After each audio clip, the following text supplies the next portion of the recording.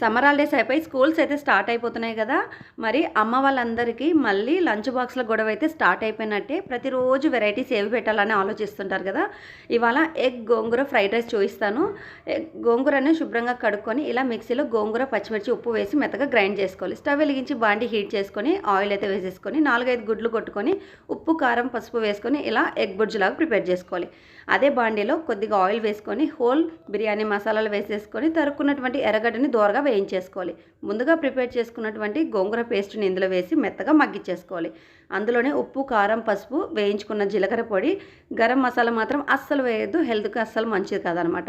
ఇవన్నీ కూడా బాగా ఉడికిపోయిన తర్వాత ఉడకబెట్టుకున్నటువంటి రైస్ని ఇందులో వేసి గుడ్డును కూడా వేసేసుకొని కొద్దిగా కొత్తిమీర వేసి చివరిగా ఎర్రగడ్డ కూడా వేసేసుకొని కలిపేసుకొని బాక్స్కి సర్వ్ చేసుకున్నామంటే ఎగ్ ఫ్రైడ్ రైస్ రెడీ అయిపోయినట్లే.